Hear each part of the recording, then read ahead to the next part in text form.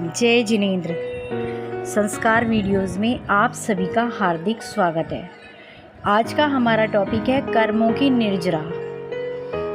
हम सभी जानते हैं कि हमारे शुभ अशुभ भावों के द्वारा निरंतर कर्मबंध होता ही रहता है। जो हमने पूर्व भवों में कर्म किए हैं वो भी उदय में आते रहते हैं, जिसकी वजह से हम किसी ना किसी प्रकार से दुखी रहते हैं।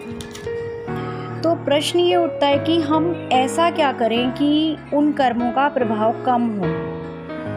हम तरह तरह से पूजा पाठ ध्यान विधान करते हैं, तपस्या करते हैं ताकि हमारे बुरे कर्मों का प्रभाव कम हो, क्योंकि हम सभी जानते हैं कि कर्मों की सत्ता से भी ज़्यादा धर्म की सत्ता है।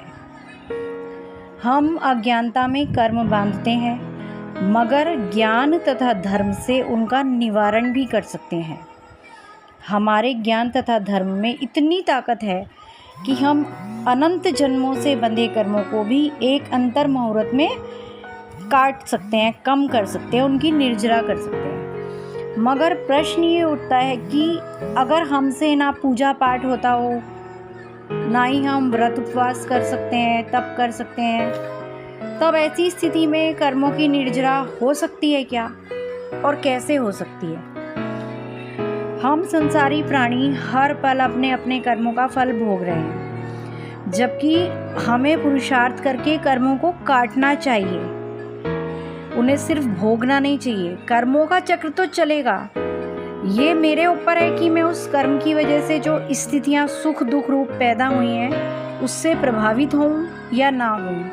यदि मैं दुख में दुख रूप और सुख में सुख रूप प्रभावित होती हूँ तो ये चक्र यूं ही चलता रहेगा, क्योंकि जब भी मैं कर्मों के उदय के वश में होकर दुखी सुखी अनुभव करती हूँ तभी मेरे संकल्पों विकल्पों की वजह से और नए कर्म बनते हैं।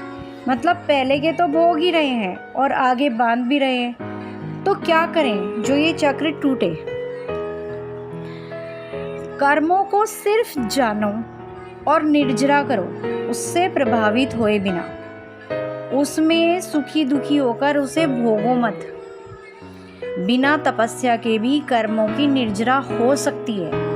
कोई व्रत उपवास काय क्लेश नहीं करना। लेकिन करना क्या है? करना यह है कि आपको तटस्थ रहना है, यानी सुख दुख परिस्थितियों से प्रभावित होना बंद कर दो। अप्रभावित होने की आदत डाल लो। जितने प्रभावित होंगे उतनी ही आकुलता होगी, और जितनी आकुलता होगी उतना ही बंद होगा। सहज रहो।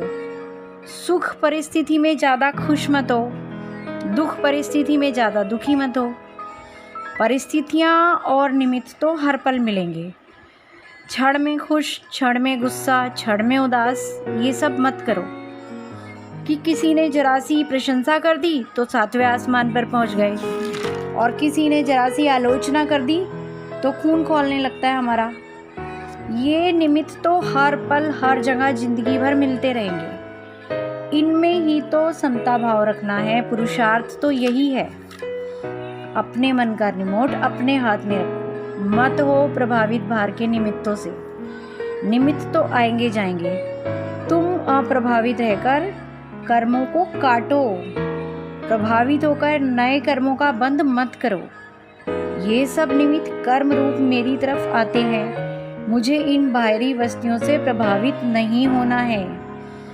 उपवास करना इतना मुश्किल नहीं है, मगर सहन करना और सहज रहना वो बहुत मुश्किल है।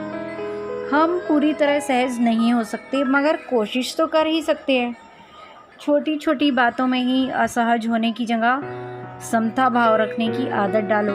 बड़े बड़े पूजा पाठ स्वाध्याय करने वाले बड़े बड़े अमीर लोग, स्वाध्याय प्रेमी लोग भी कभी कभी खुद को सहज नहीं रख पाते।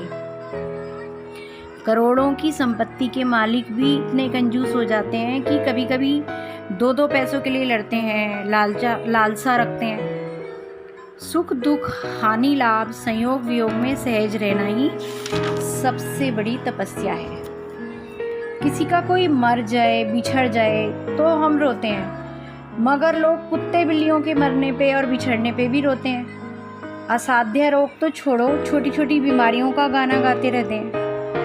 कर्मों की निर्जरा करना चाहते हो और व्रत उपवासों में भी सहज नहीं रहते, उसमें भी दिखावा करते हो कि आज मैंने 10 उपवास करे हैं तो चलो मैं व्रत निकाल लूँ, लोगों को खाना खिला दूँ, प्रसाद बांट दूँ, पूजा पाठ ध्यान में सहज नहीं रहते, तो कैसे निर्जरा होगी। निर्जरा का सिद्धांत ही सहजता है। ज़्यादा संकल्प विकल्प से बचो, सुख दुख सहज भाव से स्वीकार करो, यही पुरुषार्थ है। साक्षी भाव रखो, सिर्फ ज्ञाता दृष्टा बनो, अंदर से विचलित मत हो। जो आपका नहीं है वो आपके पास रहेगा नहीं, और जो आपका है वो आपके पास कहीं से भी आ जाएगा। जय जिनेंद्र दोस्तों, अपने इन्हीं शब्दों के साथ मैं ये वीडियो अभी यहीं पर समाप्त करती हूँ। धन्यवाद।